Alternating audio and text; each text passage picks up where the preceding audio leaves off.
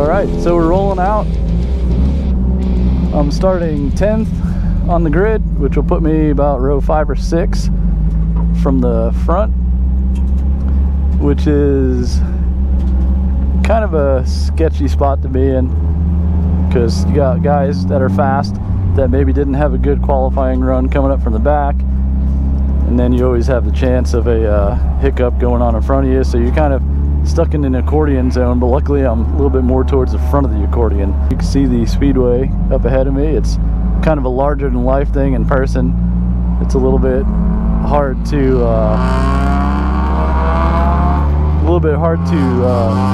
show you how big this is through camera. I mean, it's just enormous.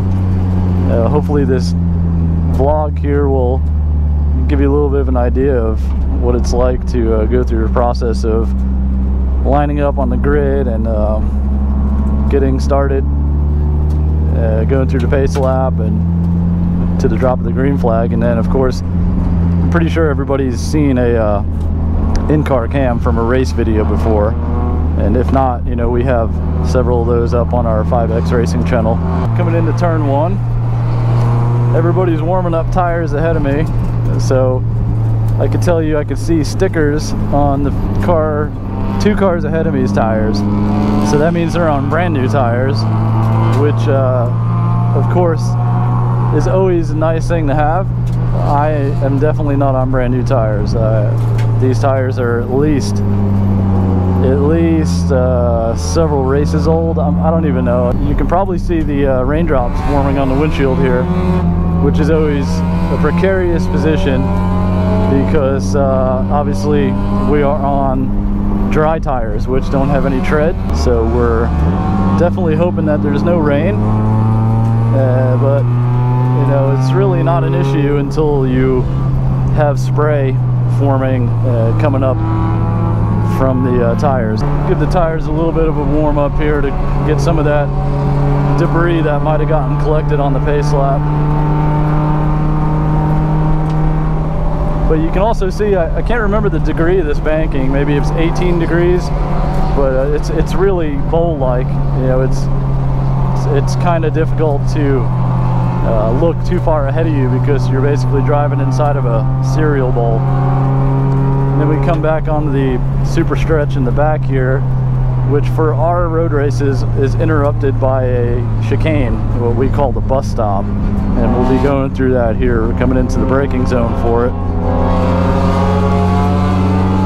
and basically it's a quick left right right left to slow down the cars. The Miatas don't typically go fast enough to get themselves into trouble around the banking, but it's more or less for the GT style cars that can approach 200 miles an hour around here. So it adds a fair bit of fun and equalization to the Spec Miata, though, because we can basically go through it side by side. So we're closing up onto the start finish line here where we'll take the green flag. So it's a pretty fast pace right here, and the pace car is going to dive in, and we're all going to get pretty tight together here.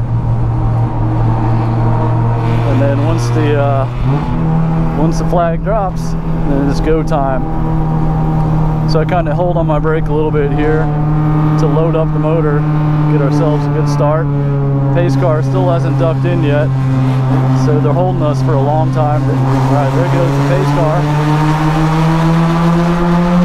We just basically took off, got the green flag.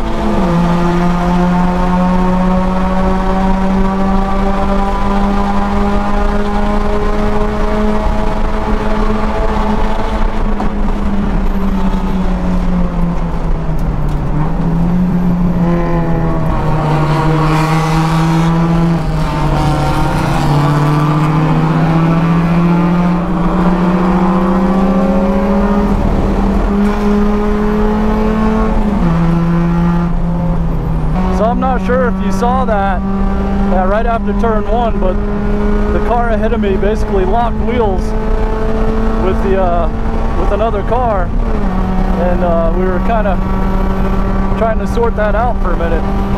Pretty interesting. Glad to have gotten through that. So now we're basically going to want to link up with this car ahead of us and bump draft our way up.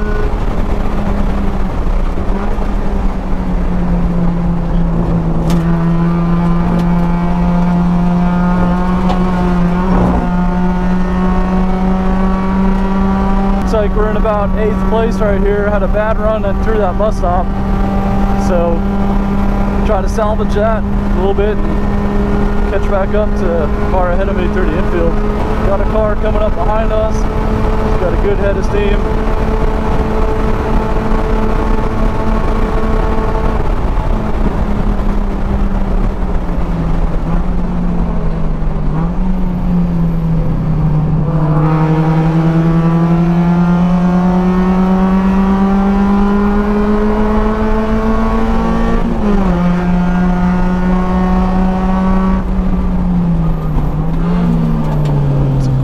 Race, so I'll let the guy go here, try to link up with him and bump draft my way up, try to get a lift from the guy behind me.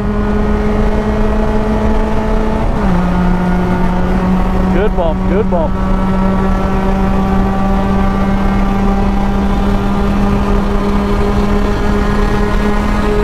Another good bump.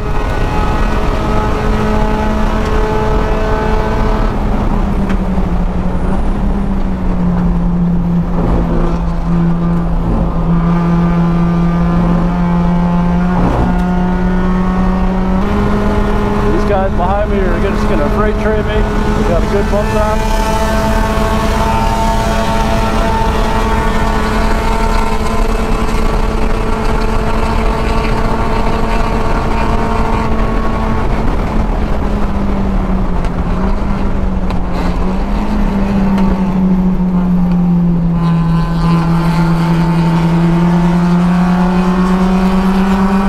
That's in the smoke.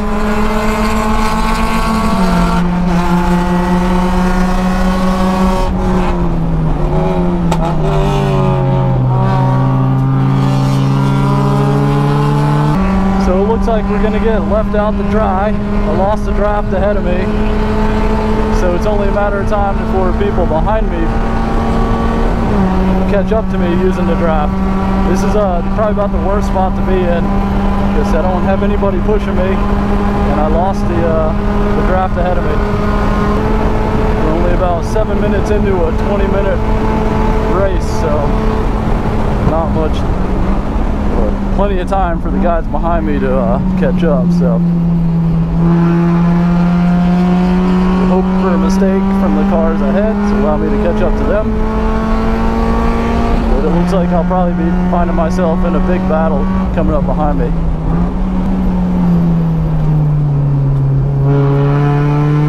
That's kind of creepy. Whenever you see a big ball of smoke, you don't know if there's anybody behind that smoke. And that lift just let the guys behind me catch up, so being cautious does not help out in situations like that. So the guys behind me are definitely caught up. They'll probably be hooking up and freight training by me on the back straight. It's all part of the game here at Daytona. I fully expect to see some people knocking on my bumper, if not passing me by the start-finish line.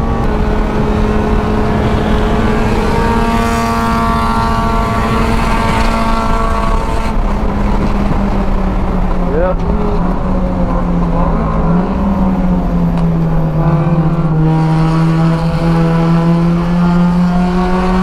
You can see the way they're pulling away from me already with that draft. Once again, I lost the draft. It's critical. If you lose that draft, you can consider those guys to be gone.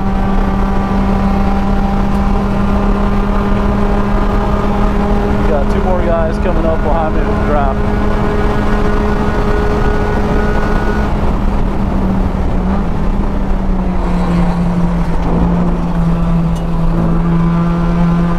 Hopefully I can get a win, get a little bit of a pull here.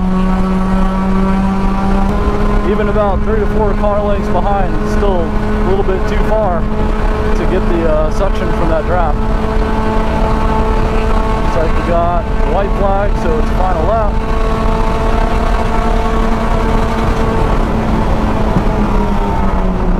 guys caught me on the outside, but I'm gonna stick to the inside here. I'm not gonna give it up that easy.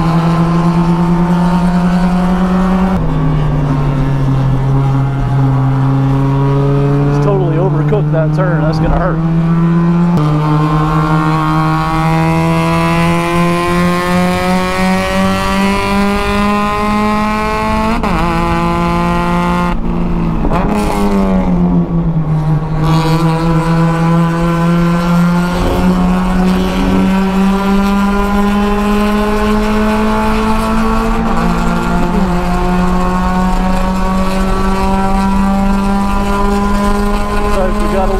With this draft, but I'm not going to catch him with too much to go.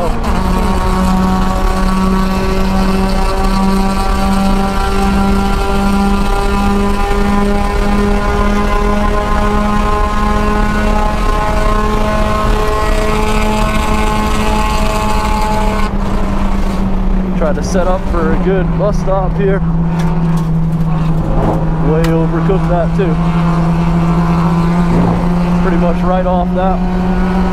Too fast into the bus stop. And that's it. Checkered flag. Not an excellent race for me. I lost a lot of positions due to the draft. So this is just a gleaming example of how important the draft is at Daytona. If you don't have a draft or a drafting partner, you're just going to end up getting swamped and you're subject to whoever's drafting behind you. So some really poor decisions, or not, I wouldn't say poor driving, but just I lost the cars coming onto the backstretch where I really needed to stay with them. So that was the biggest problem, and they stuck onto the car ahead of them's bumper, which allowed them to link up and push, and I was just left in the dust. So I'll show you right here, coming into this corner, just getting a bad drive out of it, really. You know, maybe not getting on the gas early enough or something, but coming back up onto this banking, I just lost the guys ahead of me. So something to work on, and the next race for me is going to be to try to work on the drive out of that last corner onto the banking. But you know, we always learn stuff when we race, and that's, you can have an excellent infield and catch up to everybody, and then once you get out on the straightaways, then you're just dead meat if you don't have that drafting partner. And basically showed you that example to a T in this race here. You know, decent infield. You can see that I was well able to stick with the guys through the infield, but once I got out onto that banking, just didn't have my drafting partner. So it's a good lesson, something to improve on for the next race. Come down pit lane, and you'll probably be able to hear me a little bit better through there. I'll just give you a little bit of a race recap. Basically, the two cars got together coming through turn 1, gained 2 positions there, and ended up 8th, and just got swamped by the draft. Sometimes you just end up one of those races like that, where you're driving well, and your car's, you know, set up well, and you're doing okay, you don't make any mistakes, but guys with that same sort of race going on behind you with a drafting partner are just gonna freight train right by you, and you have no chance. So the only chance you have is basically trying to link up with those people. So if you don't get a good run coming back onto the super speedway, then you're just dead. You're not going to get there. So that's exactly what I did this race. Just terrible re-entries onto the super speedway, and you know, it just left me out in the dust. So definitely my fault. You know, you can't blame anything on that. I had a solid race, but just terrible luck with the draft, and my driving style just didn't give me that run out of the corner. So try to work on that for the next race. So I'm not sure where I ended up, but probably back around 15th or so. which is it's not bad. There's a big field here, but would have liked to have tried to stay in the top 10. So anyways, I hope you guys enjoyed that. Back at our trailer now and gonna go cool off. So thanks for watching.